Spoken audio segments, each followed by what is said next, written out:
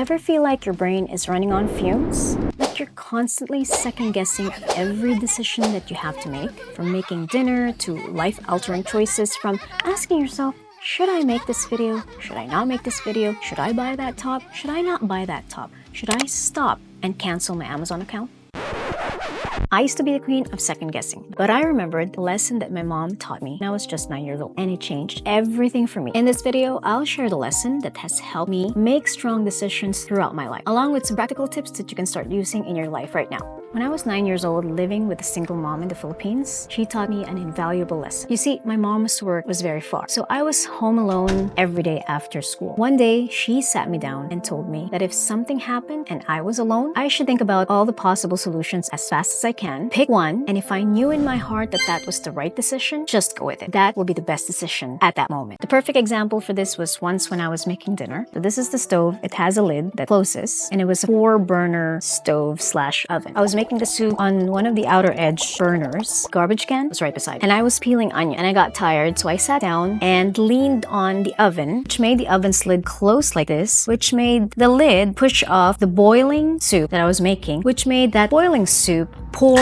all over my head and my face. My first instinct was, I need something cold. I grabbed ice from the freezer and blocked the sink, put the ice and the cold water in, and dipped my head right away. If I didn't do that, I would have ended up with a fatal burn on my face forever. Thankfully, I only suffered some scalp pus. There were no visible burns on my face. As you can tell, I don't know about myself.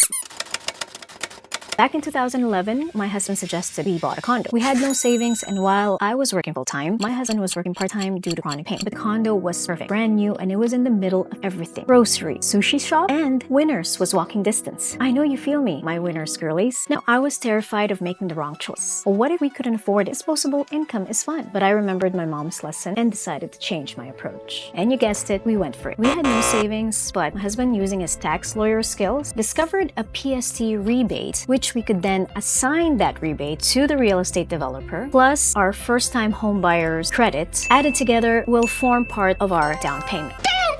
We negotiated with a real estate company, and after a lot of back and forth, we became proud owners of a beautiful condo in the middle of everything. We had a lot of doubts, but we overcame it by thoroughly researching our options and leveraging my husband's expertise as a tax lawyer. The persistence and willingness to explore every option helped us feel confident in our decision.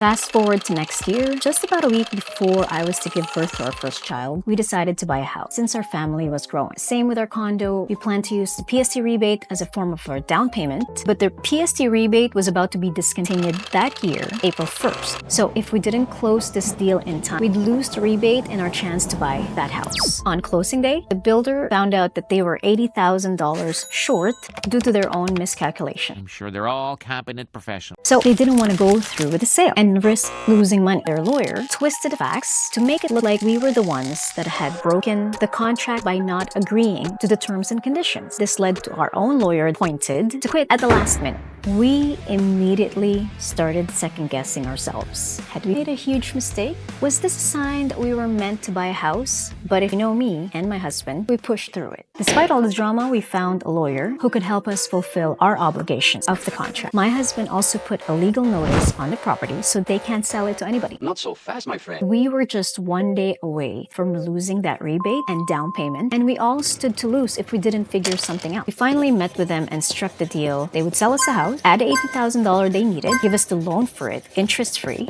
Huddled, went to the side, and we thought that if we didn't take this chance, we may never have another chance to buy a house. And the lesson here is that even when things go wrong, there is always a way to find a solution. If you really want it, don't be afraid to stand up for yourself and fight in a diplomatic way, because being combative will take you nowhere. You can overcome setback and make strong decisions by having the presence of mind and relentlessly pursuing all avenues that can be pursued, even if it means asking your lawyer friend from a party that he's attending to sign your documents at 10 p.m. at night. You gotta do what you gotta do, right? If you're liking this video, make sure to click like and subscribe and hit that bell notification so you don't miss anything.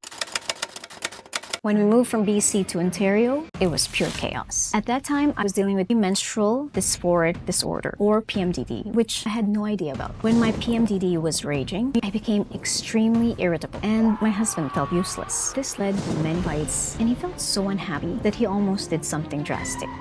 Once I realized that, I knew I needed to change my mindset. I decided that at that moment, I had to be the anchor for the family because my husband couldn't for the time being. I battled my rage quietly and avoided creating discord. So I focused on managing my emotions and supporting my husband without causing further conflicts. It was incredibly challenging, and I did suffer inside, feeling immense stress and anxiety. But looking back, I would do it all over again because my husband is in a much better space right now. This experience taught me the importance of being resilient and supporting each other through thick and dark times. You can find strength and stability by just pivoting your mindset and working together. Easier said than done, but I've done it. And if I did it, you can do it too.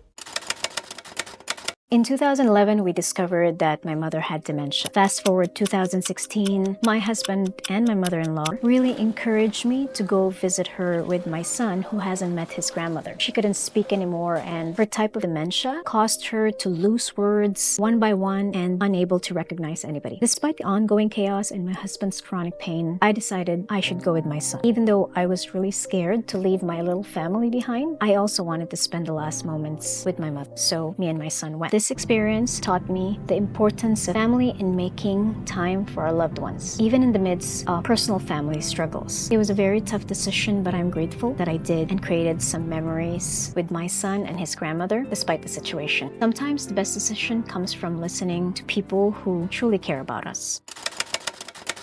In a previous video, I talked about a party we hosted where one yell changed everything. That yell didn't sit well with my relatives, and it sparked a lot of discord. And my husband was willing to accept blame and apologize, even though he had no malicious intent. That led to a big fallout. I didn't want my husband apologizing for his intention. He could apologize for the yelling, but that was all he was responsible for. He yelled because he felt that it was important for the kids to understand that violence was unacceptable. So we decided to step back from family events. And it just felt like there was an imbalance of power. We were isolated and excommunicated for something so minor that even when my mom passed away, no one called to offer their condolences, claiming that they had lost her too. I stood up for my husband, educated everyone about his symptoms, and emphasizing that he wasn't a bad person. But they felt disrespected, and we had to pay for it. Whenever my husband brought up the hurt it caused small family, I would shrug it off and say we were better off without them. But the truth was, I needed them, and I couldn't accept that they couldn't be there for me during the dark time. And this experience taught me that you have to find strength to stand your ground and support your loved one, even when it's difficult, and especially when it's difficult. It also highlights the complexities of cultural expectations and family dynamics. Ultimately, we learn to prioritize our well-being and move forward. I'm happy to say that we're now in good terms with my relatives, and we've managed to rebuild our relationship. So there you have it. Life is a roller coaster, but even in the wildest ride, you can make decisions with confidence. Just trust your gut, gather some intel, but don't overthink it, and don't be afraid to zig when everyone else zags. And remember, even when things feel chaotic, you have the strength and wisdom to navigate life's twists and turns. So you can make those choices that lead you to a more happier and fulfilled life. Thanks for watching, and if you enjoyed this video, give it a thumbs up and subscribe for more on navigating life's chaos. And share your own decision-making triumphs as well as those hilarious fails in the comments below. Stay savvy, folks.